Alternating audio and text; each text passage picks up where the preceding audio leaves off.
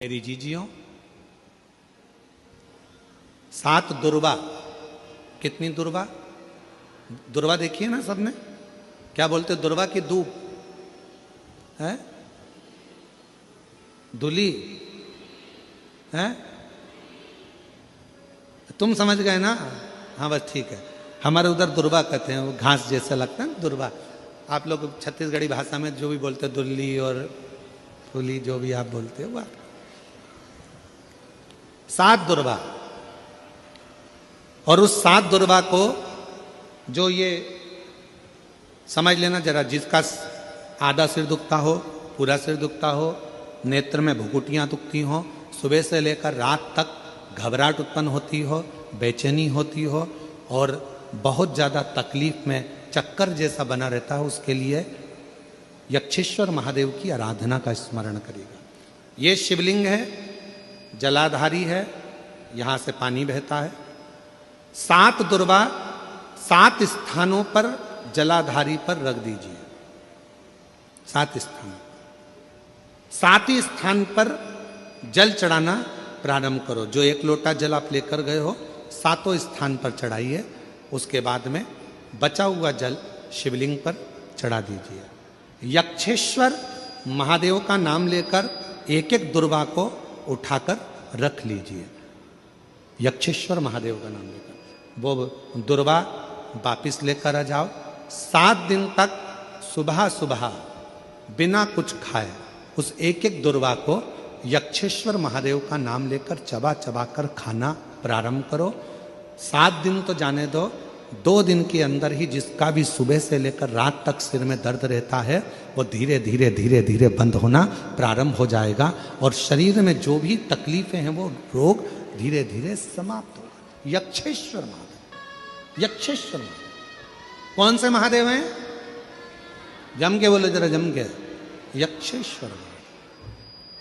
7 दुर्वा शिव को समर्पित कर कर। शिव कथा कहती है, घर में अगर किसी को ज़्यादा रोग सता रहा है, बीमारी बहुत ज़्यादा हो गई है, वायरस ज़्यादा लग गया है, वेंटिलेटर पर पड़ा है, तो एक प्रयास करना, समी का फूल, समी की पत्ती में, समी का वृक्ष में फूल लगता है, उस फूल को लाकर भगवान नीलकंठेश्वर महादेव के नाम से शंकर जी को चढ़ा दो और शंकर जी का नाम लेकर थोड़ा सा जल, जो व्यक्ति बीमार है, शिव पर चढ़ा हुआ जल नीलकंठेश्वर महादेव के नाम से उसके शरीर पर कहीं लगाओ।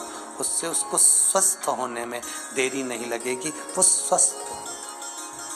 शमी की जो पत्ती होती है,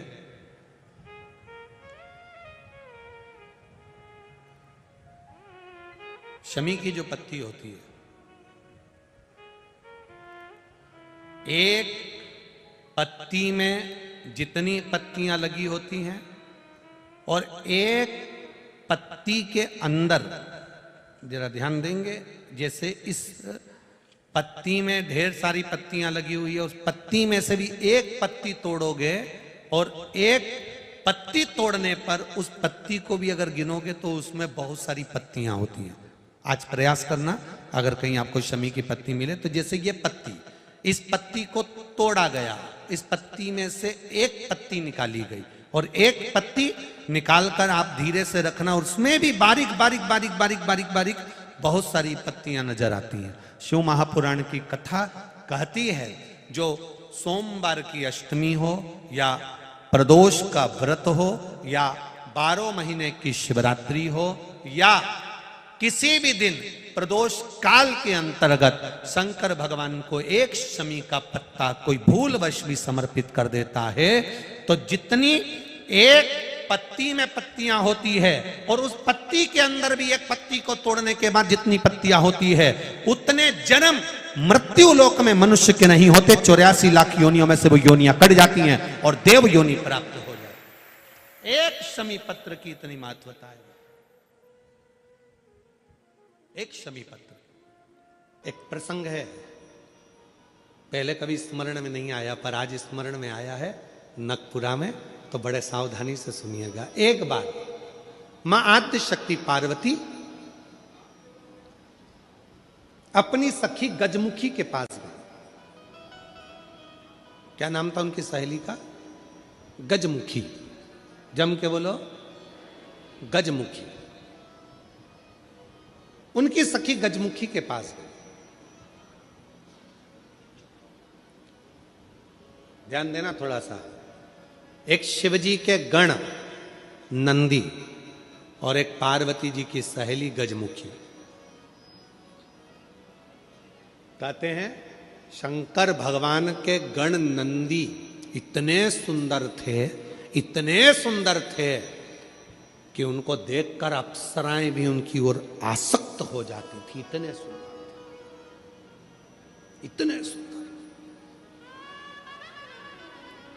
तब बाबा देवादिदेव महादेव की आराधना में नंदी लग गए। शिवजी ने कहा वर मांगो, तुमको क्या चाहिए? तो कहा कि मेरा मुख बदल दो, मुझे ये मनुष्य का चेहरा नहीं चाहिए। क्यों? अगर ये चेहरा रहेगा तो लोग मेरी ओर आसक्त होंगे और मैं आपकी भक्ति नहीं छोड़ना चाहता, इसलिए मुझे ये चेहरा हटाकर आप नंदी का चेहरा लगा दीजिए और मुझे आपका शिष्य बना दीजिए। दूसरे नंबर पर है माता पार्वती जी की सहेली गजमुखी।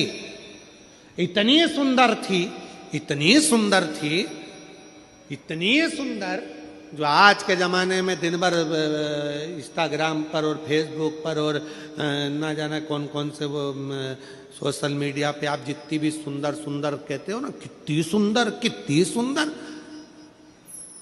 ये सब जितनी दुनिया की सुंदरता है पार्वती जी के साथ रहने वाली एक उनकी सखी गजमुखी के चरणों की धूल के बराबर है। चरणों की धूल के बराबर। इतनी सुंदर थी गजमुखी। एक दिन गजमुखी आई पार्वती जी के पास। गौरा, गौरा, गौरा। गौरा ने कहा क्या बात है, क्या हो गया? एक वर चाहती हूं तुमसे। क्या वर है? बस मैं चाहती हूं कि जब भी मैं तेरे साथ चलूं पूरी दुनिया की दृष्टि केवल तुझ पर रहे, मुझको कोई ना देखे, ऐसा वर चाहिए। पार्वती जी ने कहा इतनी स्त्री की सुंदरता तो उसके चेहरे से ही होती है और तू ऐसा वर मांग रही? नहीं नहीं नहीं, मुझे बस तू वर दे दे, ऐसा वर दे दे। पार्वती जी ने कहा तुझे जो अच्छा लगे वो प्राप्त कर ले, मुझे हाथी का मुख लगा दे। हाथी का, ठीक है। गजमुखी हो गई पार्वती जी, बहुत सुंदर। अब एक बार गजमुखी ने नंदी से संवाद कर लिया। बहुत सुंदर प्रसंग है, थोड़ा ध्यान देना। पहली बार स्मरण में आया इसलिए उसको सुनाने का मन कर गया। बहुत सुंदर। गजमुखी ने नंदी से एक बार संवाद कर लिया। दोनों की खींचातानी होने लगी। नंदी कहने लगे भोलेनाथ जी के भार को मैं अपने कंधे पर लेकर चलता हूं, मेरी पीठ पर शिव और शक्ति दोनों विराजमान होते हैं, मैं उन दोनों को भ्रमण कराते रहता हूं। देखा मुझ में बल, मैं शिव और शक्ति को अपनी पीठ पर बिठाकर घुमाता रहता हूं। गजमुखी सुनती रही, सुनती रही। गजमुखी ने कहा रे नंदी, ये तेरा भ्रम है कि तू शिव को उठाकर लेकर जा रहा। ये तेरा भ्रम है कि शंकर भगवान तेरी पीठ पर बैठकर जा रहे हैं। शंकर भगवान को लंका का राजा रावण भी ले जाना चाहता था, पर भगवान शंकर ने अपने अंगूठे को, मात्र पांव के अंगूठे के नख को इतना सा दबाया था और रावण ने पूरा बल लगा दिया था तो नहीं उठा पाया था। जरा सोच नंदी, वो तो शंकर भगवान की कृपा है तुझ पर, इसलिए शिव जब तुझ पर बैठते हैं हल्के हो जाते हैं, इसलिए तेरे साथ चले जाते हैं। पर नंदी मानने को तैयार नहीं। जब नंदी नहीं माना तब गजमुखी ने कहा कि नंदी मेरी बात मान ले। नंदी कहते नहीं नहीं, अगर तुम कहती हो कि शिव हल्के हो जाते हैं भक्त के लिए, तो तुम ऐसा कुछ कर कर बता दो कि शंकर भगवान तुम्हारे कहने पर बैठ जाए। ठीक है, आज गजमुखी पार्वती जी की आज्ञा लेकर तप साधना में बैठ गई। शिव जी प्रसन्न हो गए। क्या बात है गजमुखी, क्या चाहती हो? इतने दिनों से तुम तप साधना कर रही हो पार्वती की, आज मेरी तप साधना? क्या हुआ? बोलो गजमुखी, क्या चाहती हो? गजमुखी ने एक बेलपत्र का पत्ता दिया और बाबा भोलेनाथ जी से कहा, बाबा मेरा निवेदन है, इस पत्ते को मैं हवा में उड़ाऊंगी, आप उस पत्ते पर क्या बैठ जाओगे? शंकर भगवान बोलने लगे, अकेला बैठूं या पार्वती को भी बैठाऊं? गजमुखी बोली, इतने से पत्ते पर पार्वती भी बैठ जाएगी? शिव जी बोले, पार्वती को बिठाऊं, साथ में गणेश जी को भी बिठाऊं कि रिद्धि सिद्धि को भी बिठाऊं? गजमुखी ने कहा, इतने से पत्ते पर गणेश रिद्धि सिद्धि बैठ जाए। शिव जी बोले कि कार्तिकेय को भी बिठा लूं, कि अशोक सुंदरी को भी बिठा लूं, कि जया विशारा सामरी बारी दौतली देव सबको बिठा लूं? इतना बड़ा परिवार सब बैठ जाएगा? इतने में शिव जी बोले कि भगवान विष्णु और लक्ष्मी को भी बिठा लूं क्या? कहा, विष्णु लक्ष्मी? तू कहे तो ब्रह्मा ब्रह्माणी को, ब्रह्मा ब्रह्माणी, इंद्र इंद्राणी, 33 कोटि देवता इस पत्ते पर बिठा देता हूं, बोल गजमुखी। गजमुखी मुस्कुराकर बोली, ये सब तो नहीं, केवल आप बैठ जाइए। गजमुखी ने शिव नाम लेकर पत्ते को शिवलिंग पर चढ़ाने के लिए बस थोड़ा सा उसको नीचे की ओर गिराया। उतनी देर में उस पत्ते के अधर पर मेरा शंकर आकर विराजमान हो गया। मेरा शिव उस पत्ते पर आकर विराजमान। आवाज लगाई, नंदी जल्दी आओ। तुम कहते थे मुझ में बल है, मैं शिव को पीठ पर बिठाता हूं। तुमसे ज्यादा बल एक बेलपत्री के पत्ते में है, जो पूरे 33 कोटि देवता को एक पत्ते पर बिठा सकता है। एक बेलपत्र के पत्र में वो बल होता है, एक बेलपत्र के पत्ते में वो बल होता है, पूरे ब्रह्मांड को वो अपने में समेटे रहता है। तब भगवान शिव ने प्रसन्न होकर कहा, सुनो गजमुखी, आज मैं प्रसन्न हुआ, तुम्हें वर देता हूं। जब भी पृथ्वी पर मृत्युलोक में कोई पार्थिव शिवलिंग का पूजन करेगा और पार्थिव मिट्टी का जब कोई शिवलिंग बनाएगा, उस शिवलिंग को केवल थाली पर, पाटे पर या लक्कड़ पर नहीं, मेरा बेलपत्र रखकर जब उस पर कोई शिवलिंग का निर्माण करेगा, जो कामना वो चाहेगा उसकी कामना शिव उसी क्षण पूरा कर देगा, उसी क्षण पूरा। आप में से कितने लोग हैं जो पार्थिव लिंग का निर्माण करते हैं? हाथ उठाओ। करते हो सब? वैसे नहीं करते होगे तो सावन में अपन लोग सब मिलकर ही करते हैं।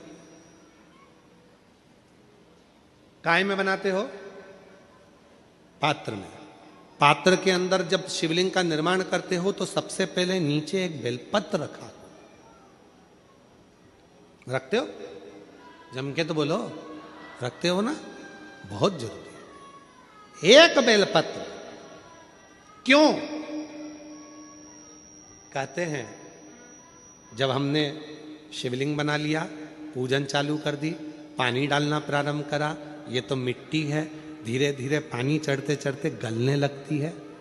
जब मिट्टी गलने लगती है, शिवलिंग थोड़ा थोड़ा खंडित होने लगता है। मन में आता है कि हमने शिव जी की पूजन करी, शिवलिंग मिट्टी का था, गल रहा है। शहद चढ़ाने से, दूध चढ़ाने से, जल चढ़ाने से, अभिषेक करने से मिट्टी गलने लगी है, शिवलिंग खंडित होने लगा है।